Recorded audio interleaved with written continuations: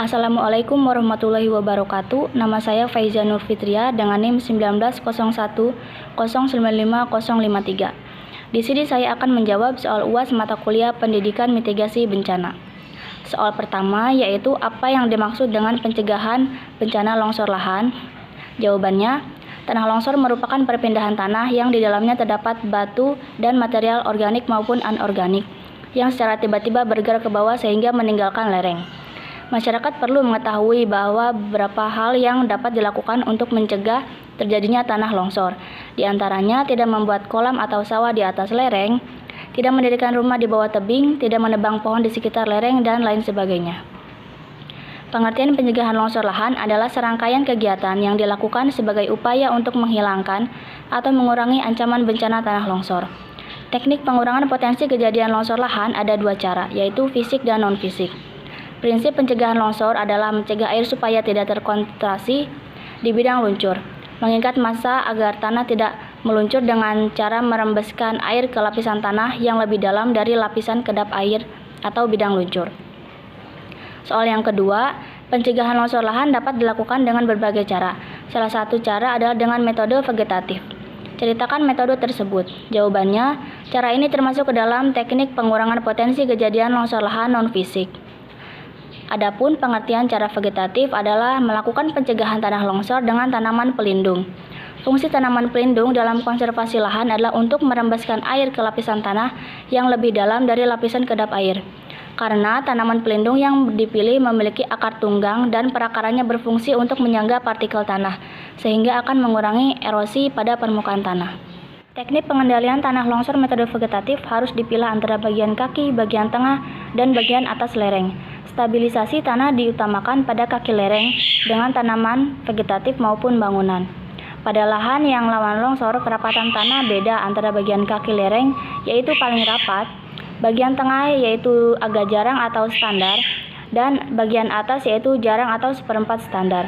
Kerapatan yang jarang diisi dengan tanaman rumput atau tanaman penutup lahan, biasanya tanaman kapulaga, dan juga harus dibarengi dengan drainase yang baik.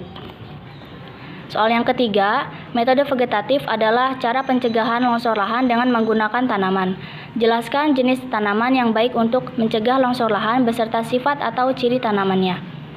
Persyaratan vegetasi untuk pengendalian tanah longsor antara lain, jenis tanaman memiliki sifat perakaran dalam atau akar tunggang mencapai batuan, perakaran rapat, dan mengikat agregat tanah, dan bobot biomasanya ringan. Contoh tanamannya yang pertama yaitu pohon pete. Pohon pete sangat bagus ditanam di daerah rawan longsor. Tanaman ini bermanfaat sebagai pencegah erosi, karena fungsinya sebagai tanaman penutup tanah atau cover crops. Petai memiliki komposisi yang baik sebagai tanaman pelindung. Yang kedua, pohon jati. Pohon jati memiliki sifat akar yang sama dengan pohon mahoni. Daunnya besar dan lebar dan pohonnya meranggas ketika musim kemarau, menjadikan tanah tidak begitu banyak beban dari pohon jati ini. Jati juga bagus untuk konservasi lahan dan sebaiknya ditanam di daerah lereng bukit. Yang ketiga yaitu pohon sengon atau albazia. Sengon memiliki akar yang cukup kuat dan masuk ke dalam tanah. Daun sengon sendiri berukuran kecil, tidak rimbun dan cepat rontok. Untuk itu tidak mengherankan bila tanah di sekitar kebun menjadi subur. Dengan akar yang cukup kuat menyebabkan sengon cocok ditanam di daerah yang mudah longsor atau berada di tepi sungai. Biasanya pohon sengon ini ditanam di daerah dataran atau di bawah lereng kaki. Yang keempat, tanaman bambu. Tanaman ini bagus ditanam di kaki lereng dekat sungai dan baik juga untuk mengatasi longsor lahan. Fungsi lainnya yaitu mengatasi ketidakstabilan tanah. Yang kedua, batang bambu bersifat kapiler sehingga mampu menghisap air tanah dengan sangat baik. Selain itu, batang bambu dapat menampung air yang berguna pada musim kemarau. Yang ketiga, bambu adalah jenis tanaman yang berakar serabut. Akarnya yang serabut dapat mengikat permukaan sehingga mengurangi terjadinya resiko tanah longsor dan erosi. Bambu juga memiliki perakaran yang dalam. Biasanya bambu ditanam di daerah kaki lereng bukit. Sekian jawaban UAS dari saya. Mohon maaf bila ada kekurangan atau kesalahan. Wassalamualaikum warahmatullahi wabarakatuh.